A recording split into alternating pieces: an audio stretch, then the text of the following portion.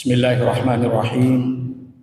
Assalamualaikum warahmatullahi wabarakatuh.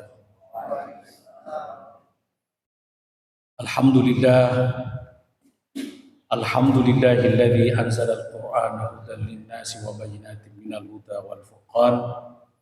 Asyhadu an la ilaha illallah wahdahu la syarika lah wa asyhadu anna sayyidana wa nabiyyana Muhammadan abduhu wa rasuluh. Allahumma salli wa sallim wa barik ala sayyidina Muhammad wa ala alihi wa sahbihi ajma'in, amma ba'd. Allahumma aftah alaina futuhal arifin wa faqihna fid din wa 'allimna ta'wil wahdina ila sawa'is sabil, amma ba'd.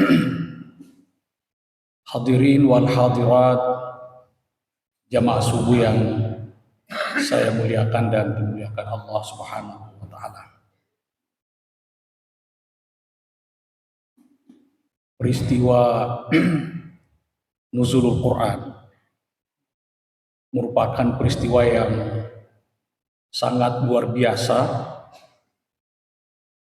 peristiwa yang sangat besar yang terjadi di dalam sejarah umat Islam, bahkan sejarah kemanusiaan.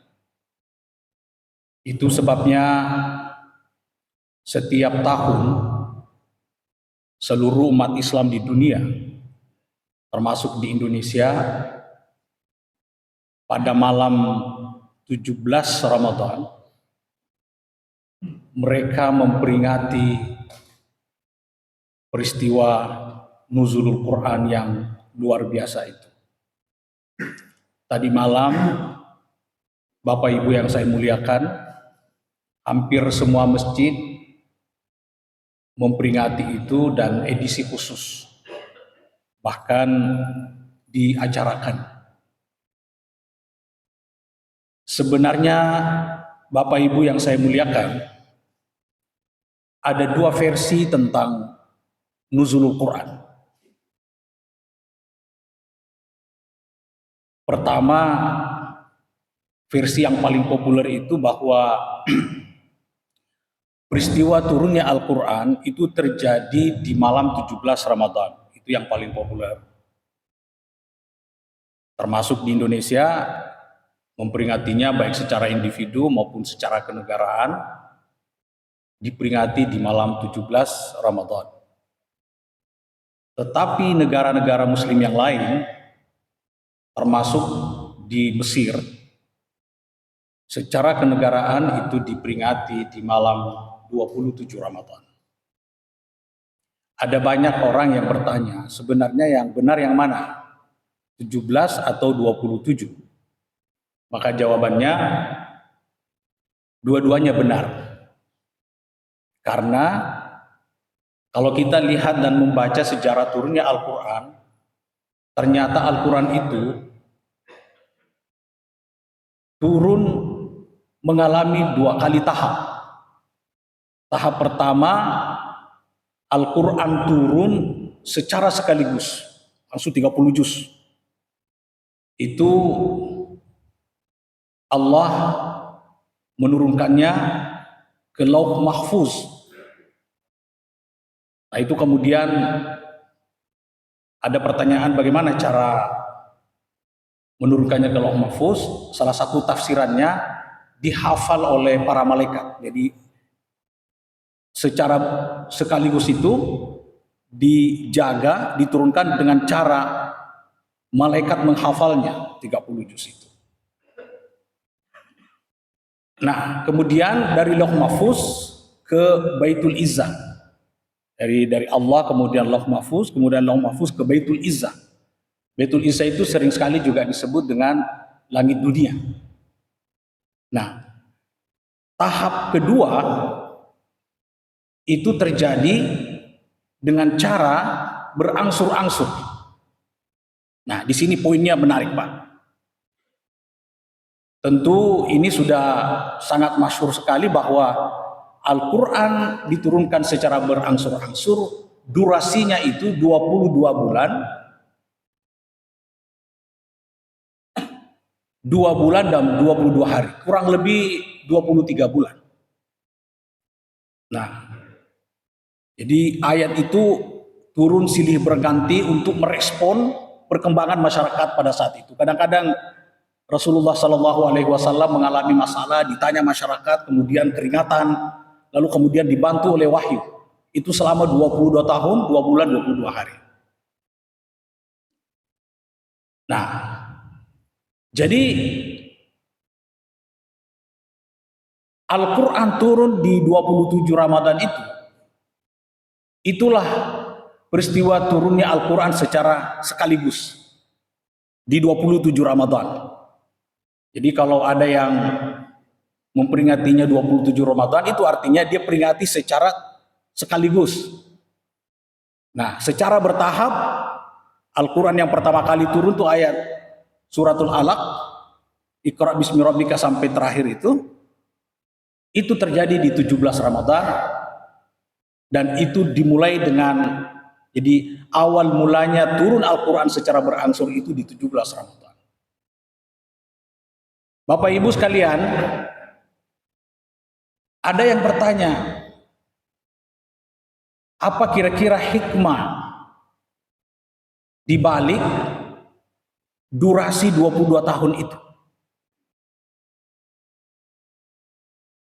Apa hikmah yang disimpan oleh Allah sehingga durasi turunnya Al-Quran secara berangsur itu 22 tahun lebih? Ada yang menjawab. Jawabannya itu oleh seorang profesor di Harvard University, itu melakukan penelitian yang sangat menarik. Dan itu kaitannya dengan durasi 22 tahun tadi. Seorang profesor itu, pertanyaan penelitiannya adalah, jadi problem penelitiannya, dia meneliti 40 negara, 20 negara maju, 20 negara terbelakang. Pertanyaan penelitiannya, dia mau tahu, profesor ini mau tahu, kenapa 20 negara itu menjadi maju dan kenapa 20 negara itu menjadi terbelakang. Hasil penelitiannya, Bapak Ibu yang saya muliakan, itu menarik sekali. Karena hasil penelitiannya membuktikan bahwa 20 negara maju dan 20 negara terbelakang itu faktornya adalah negara itu apa yang disuguhkan kepada masyarakatnya 20 tahun yang lalu. Jadi dia teliti negara itu menyuguhkan apa kepada rakyatnya 20 tahun yang lalu. Ternyata hasilnya mengatakan bahwa yang membuat negara itu menjadi maju, negara itu menjadi terbelakang, itu adalah bacaan berkualitas selama 20 tahun. Bacaan berkualitas. Jadi 20 negara maju itu karena rakyatnya selama 20 tahun lebih itu selalu disuguhkan dengan bacaan-bacaan berkualitas. Sebaliknya Bapak Ibu sekalian, negara itu menjadi negara yang terbelakang karena bacaan-bacaan yang disuguhkan oleh negaranya adalah bacaan yang tidak berkualitas. Yang kita kenal sekarang ini dengan istilah literasi. Literasi itu yang kemudian membuat negara itu maju atau terbelakang. Bagaimana hubungannya dengan Al-Quran? Sebagai seorang muslim, sebagai seorang beriman, kita harus yakini bahwa selama sejarah kemanusiaan, bacaan yang paling sempurna, bacaan yang paling berkualitas adalah Al-Quran. Dan itu sudah membuktikan dirinya. Rasulullah Shallallahu Alaihi Wasallam dengan semua sahabatnya mampu menciptakan peradaban selama 22 tahun lebih. Jadi Rasulullah Shallallahu Alaihi Wasallam mampu dan sukses melahirkan dan memproduk peradaban yang diakui dunia itu hanya butuh 20 tahun lebih.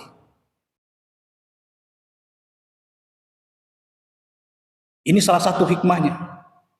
Kalau misalnya negara kita bermasalah sekarang, misalnya, maka sebenarnya kalau belajar dari sejarah itu, kalau kita ingin membangun negara kita ke depan, 20 tahun ke depan, cukup kita berkomitmen untuk menyuguhkan negara-negara kita, menyuguhkan warga negara kita sesuatu bacaan yang berkualitas.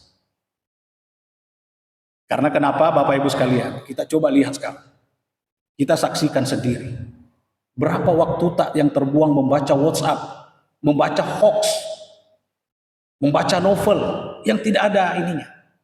Belum lagi kita disuguhkan misalnya channel-channel yang sama sekali tidak ada hubungannya dengan pendidikan. Tetapi kemudian Quran kita terabaikan. Saya sering sekali menyebut, ini menyedihkan sekali. Survei Departemen Agama, Kementerian Agama, itu umat Islam Indonesia yang masih belum bisa baca Quran itu masih ada 60%, Pak. Ini menarik sekali. 60% bukan jumlah yang sedikit. 270 juta misalnya, ya, dikali 60% itu jumlahnya sangat banyak. Oleh karena itu, ini perlu perhatian serius dari kita semuanya, agar waktu kita, waktu anak-anak kita, waktu remaja kita, putra-putri kita, itu tidak terbuang sia-sia. Tetapi fokus bahwa kalau kita menginginkan Indonesia emas tahun berapa? 2045. Sekarang 2025. Masih ada kesempatan sebenarnya untuk melihat masa depan negara kita ke depan. Yaitu dengan cara menumbuhkan kecintaan negara-negara, warga negara kita, rakyat kita kepada Al-Quran. Hikmah nuzulul Quran itu sebenarnya ada 3. Yang pertama, sebagai tanda syukur kita. Karena Allah Subhanahu wa Ta'ala memberikan karunia yang sangat besar dengan menurunkan kitab suci Al-Quran yang tidak ada bandingannya di dunia. Kita tentu tahu bahwa di dunia ini banyak agama dan setiap agama punya kitab suci. Tetapi sebagai seorang muslim harus meyakini bahwa kitab suci yang paling lengkap adalah kitab suci Al-Quran. Kitab suci agama-agama mengajarkan kebaikan, mengajarkan kedamaian. Tetapi Al-Quran tidak sekedar itu, tidak sebatas itu. Kita membaca Bapak Ibu sekalian, betapa banyak saintis di barat, itu puluhan sudah. Itu masuk Islam menjadi mu'alaf, itu bukan karena Indomie, bukan karena sembako, tetapi menangis di depan Al-Quran. Kita ambil contoh misalnya, seorang ahli bedah dari Prancis namanya Maurice Bucaille. Itu seorang ahli bedah, itu diberi amanah oleh negaranya untuk memimpin sebuah penelitian tentang mumi Fir'aun. Setelah pergi ke Mesir, kemudian meneliti mumi Fir'aun, dia menemukan di situ ada sisa-sisa garam. Dan dia mengatakan bahwa sisa-sisa garam ini menunjukkan bahwa mayat ini, mumi ini adalah pernah tenggelam di laut. Lalu kemudian apa yang terjadi?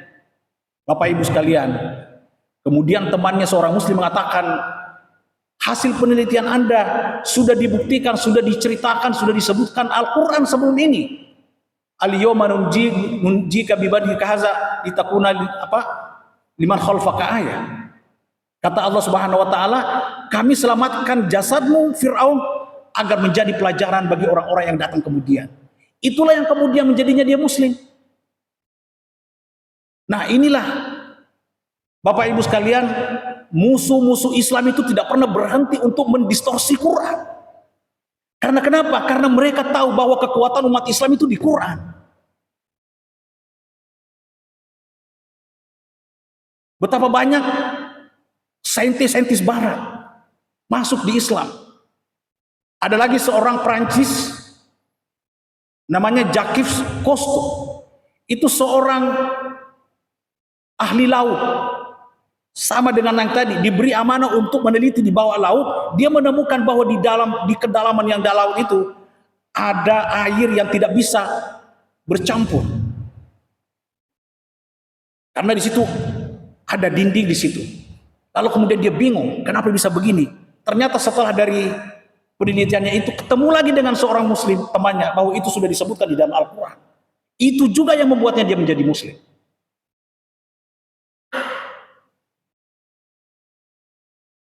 Karena itu, Bapak Ibu sekalian, peringatan nuzulul Quran setiap tahun itu selalu relevan. Karena kenapa? Karena itu tadi, ada banyak faktor eksternal yang membuat kita berjarak dari Al-Quran. Padahal kekuatan kita di sini. Kita tahu dalam sejarah ada dua peradaban, ada dua kerajaan yang sangat besar, tapi itu ditaklukkan oleh Islam. Itu karena apa? Berkat Al-Quran. Hanya Al-Quran yang selalu dibaca oleh para sahabat, sehingga Romawi, Persia itu bagaimanapun besarnya, hebatnya, itu takluk oleh Islam. Pertanyaannya, apa yang membuat bisa menaklukkan Romawi dan Persia? Itu karena Quran. Sahabat-sahabat itu yang kemudian dibekali dengan pengetahuan tentang Quran. Jadi kalau kita ingin mengembalikan kejayaan kita, sebenarnya solusinya hanya satu, adalah Quran. Karena Al-Quran, Bapak Ibu sekalian, satu huruf pun bukan ciptaan Muhammad. Ini yang disebut dengan kitab suci.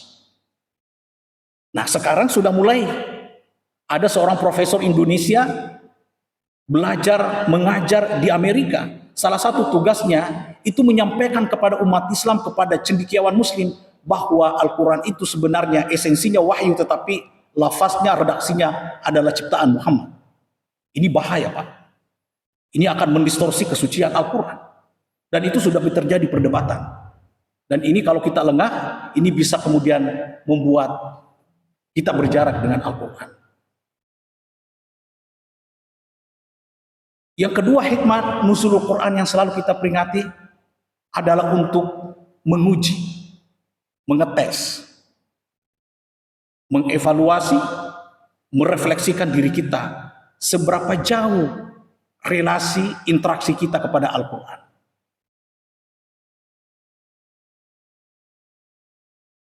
Relasi dan interaksi kita dengan Al-Quran, Bapak Ibu sekalian, itu minimal ada 5. Al-Quran mendeklarasikan dirinya sebagai apa? Ya ayuhan nas, qad ja'atkum mau'izatun mir rabbikum wa syifaa'un lima fis sudur wa hudaw wa rahmatul lil mu'minin. Di ayat itu Allah Subhanahu wa taala memperkenalkan Al-Quran dengan mengatakan, hai manusia, telah datang kepadamu mau'izah, nasihat, wa syifaa'un lima fis sudur, dan obat bagi hati kita, wahudan, dan petunjuk, warahmatul lil mu'minin, dan rahmat bagi orang-orang beriman. Jadi di ayat ini saja itu sudah jelas sekali bahwa visi Al-Quran sebenarnya agar kita menjadikannya sebagai pedoman hidup. Setiap orang yang berjarak dengan Al-Quran itu pasti dia bermasalah. Itu sudah pasti, Pak. Al-Quran mengatakan, "Waman a'rada an dzikri fa inna lahu ma'isyatan dhanka." Siapa yang berpaling dari Al-Quran, siapa yang berpaling dari Al-Quran, karena salah satu nama Al-Quran itu adalah ada zikr, peringatan. Fa inna lahu ma'isyatan dhanka, maka dia akan mengalami kehidupan yang sengsara, yang sempit, kehidupan yang keras. Ini yang kita alami sekarang.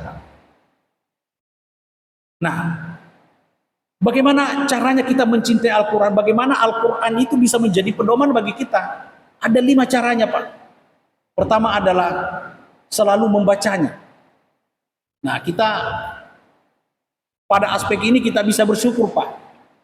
Karena kalau kita lihat perkembangan umat Islam di Indonesia misalnya, aspek membaca itu sangat luar biasa. Apalagi di dalam bulan suci Al-Quran. Ya. Ada banyak orang yang menikmati bacaan Al-Quran berkali-kali. Itu sangat luar biasa. Meskipun, nah ini temanya hikmah nuzulul Quran. Bagaimana kita bisa menjadi hamba, menjadi muslim, bukan hanya di Ramadan, tetapi pasca Ramadan juga. Ada banyak orang, dia serius sekali, aktif membaca Quran di bulan suci Ramadan. Begitu selesai Ramadan, dia pensiun, Pak. Disimpan itu Quran. Nah ini refleksi kita terhadap Al-Quran, ini tidak boleh terjadi. dari aspek membaca.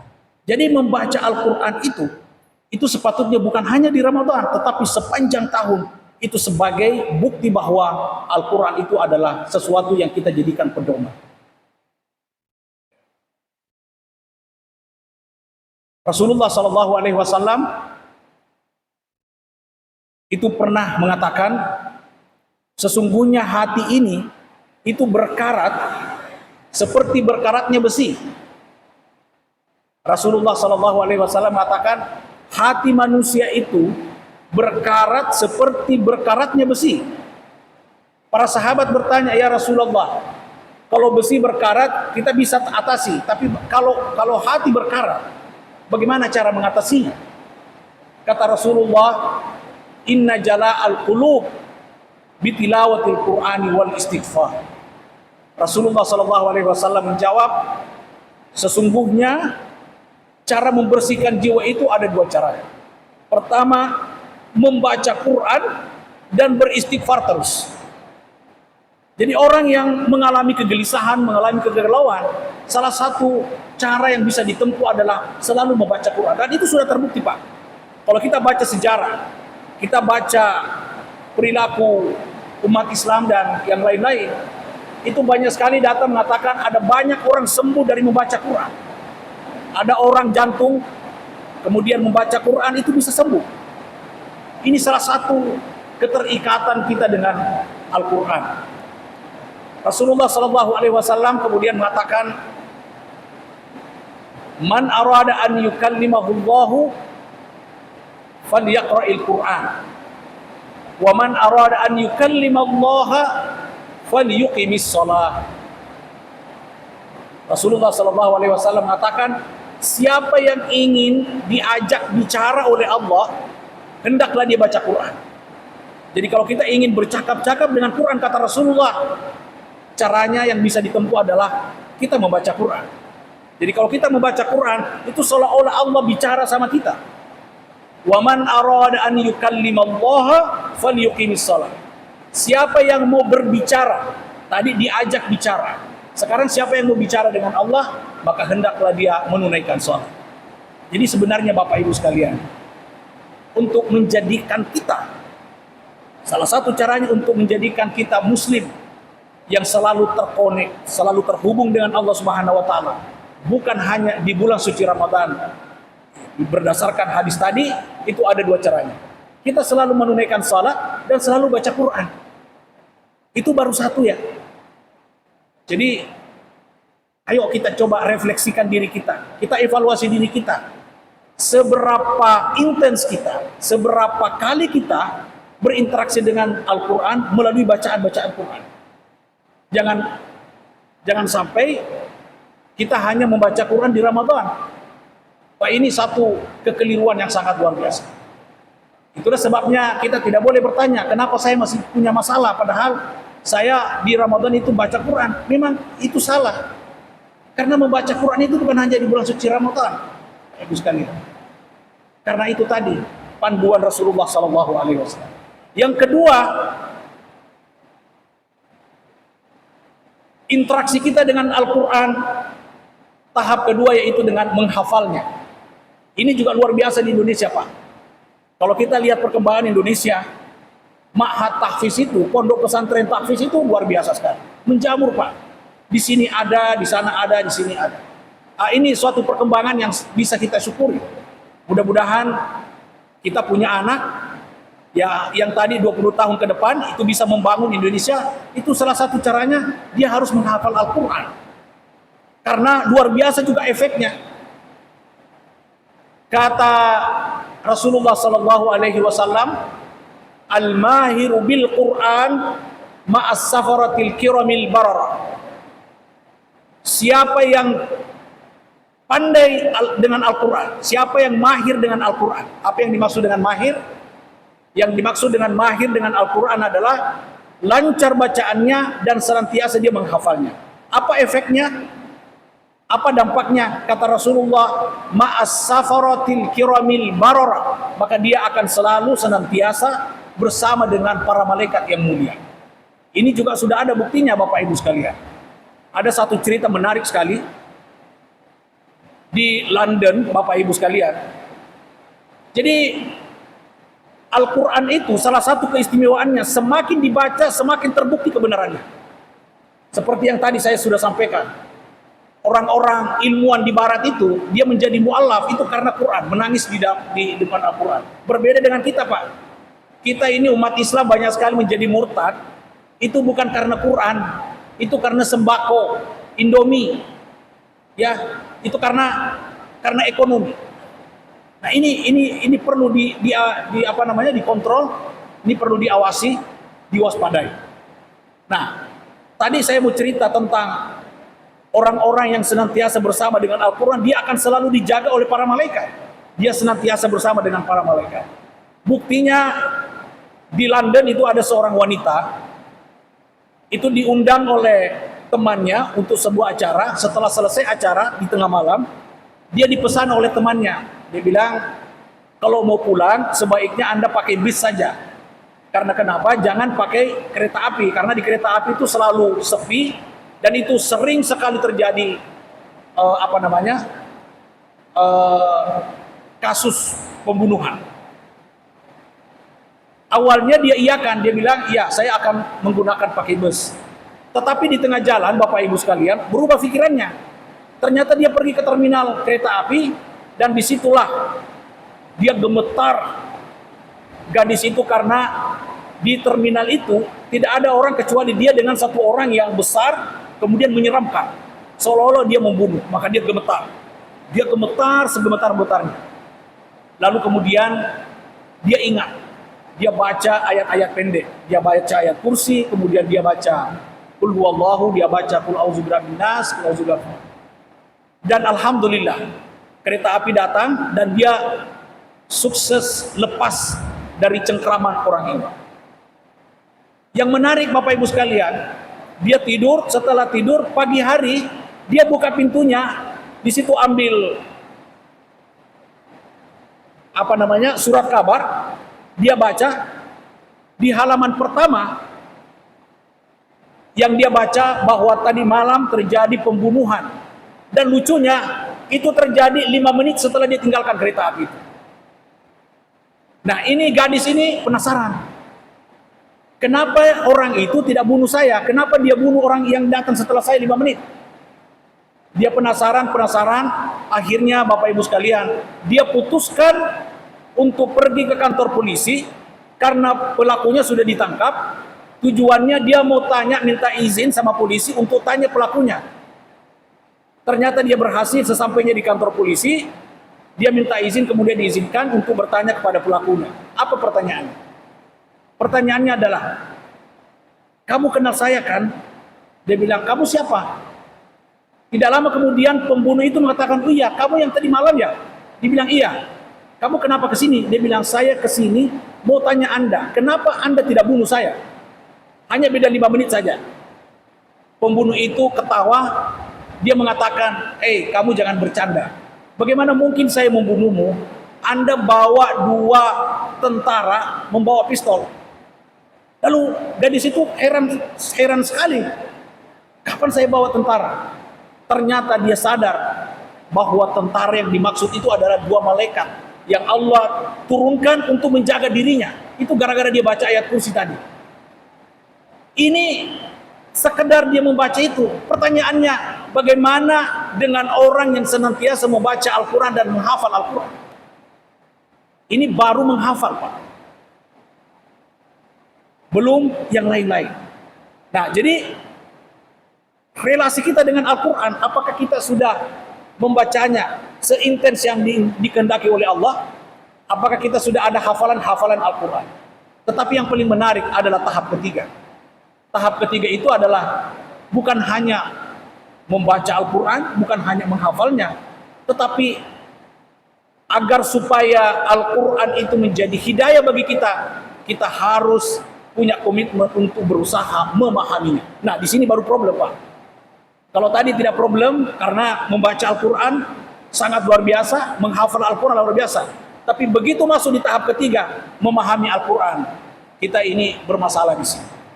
Betapa banyak umat Islam kita yang belum memahami kitab sucinya dengan baik. Bahkan ada yang banyak keliru memahami Al-Quran. Yang keempat, Bapak Ibu sekalian, ada yang lebih penting lagi. Lebih penting daripada memahaminya, yaitu apa? Mengamalkannya. Nah, ini di sini masalah kita. Kita itu dari segi pengamalan Al-Quran, kita coba menguji kita. Ayo kita pikirkan masing-masing. Seberapa banyak ayat Al-Quran yang kita tunaikan? Seberapa banyak Al-Quran kita amalkan? Saya kira di sini sudah bermasalah sekali. Jadi kalau kita berbicara tentang pengamalan Al-Quran, Indonesia bermasalah sekali. Bicara tentang kejujuran, bicara tentang kebersihan, bicara tentang integritas, ya, itu bermasalah. Jadi bagaimana mungkin kita bisa menjadi negara bangsa yang berwibawa, ditakuti oleh orang, kita sendiri berjarak dengan Al-Quran? Bapak Ibu sekalian, orang-orang di Barat itu mereka bukan Muslim, tetapi bicara tentang pengamalan Al-Quran, mungkin mereka lebih intens dengan Al-Quran. Itulah sebabnya tadi saya mengatakan di awal, ini sudah diwanti-wanti oleh orang-orang non-Muslim. Jangan sampai umat Islam itu selalu dekat dengan Al-Quran dengan cara mengamalkannya. Karena kalau itu yang terjadi, Bapak Ibu sekalian, mereka akan ketinggalan, mereka akan tergilas. Tetapi masalahnya, kapan kita mau sadar? Kapan kita mau betul-betul menjadikan Al-Quran itu sebagai pedoman kita?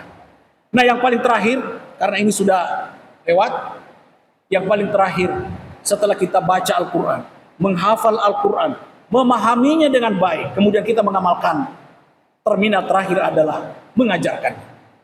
Kata Rasulullah SAW, khairukum man ta'allamal Qur'ana wa 'allama.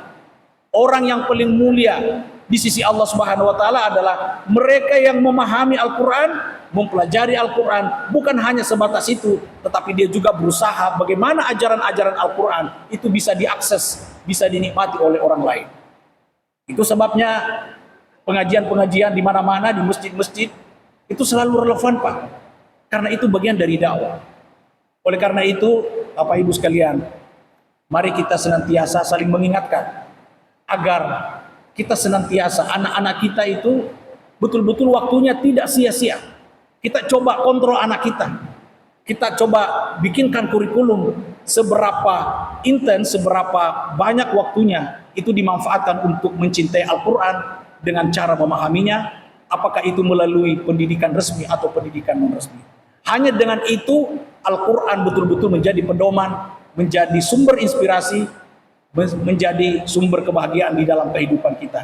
Tanpa itu kita jangan bermimpi untuk menjadikan Al-Quran sebagai kitab suci yang diturunkan, Al-Quran sebagai nikmat dan karunia yang besar. Mari kita bersama-sama berdoa, mudah-mudahan Allah Subhanahu wa taala memberikan kita kekuatan, memberikan kita kesadaran agar betul-betul Al-Quran ini menjadi sesuatu yang booming, menjadi hidup di tengah-tengah masyarakat kita. A'udzubillahi minasyaitonirrajim. Bismillahirrahmanirrahim. Allahumma ighfir lana wal walidina warhamhum kama rabbawna shighara. Allahumma inna nas'aluka ridhaka wal jannata wa na'udzubika min sakhatika wan nar. Allahumma innaka 'afuwwun karim tuhibbul 'afwa fa'fu 'anna ya karim. Allahumma ij'al al-Qur'ana rabi'a qulubina waj'al al-Qur'ana shafi'an lana yawmal qiyamati ya rabbal alamin. Allahumma iftah 'alaina futuhal 'arifin wa faqihna fid din wa 'allimna at-ta'wil wahdina ila sawa'is sabil. Wa sallallahu ala sayyidina Muhammad wa ala alihi wa sahbihi wa sallam. Walhamdulillahi rabbil alamin. Al-Fatihah.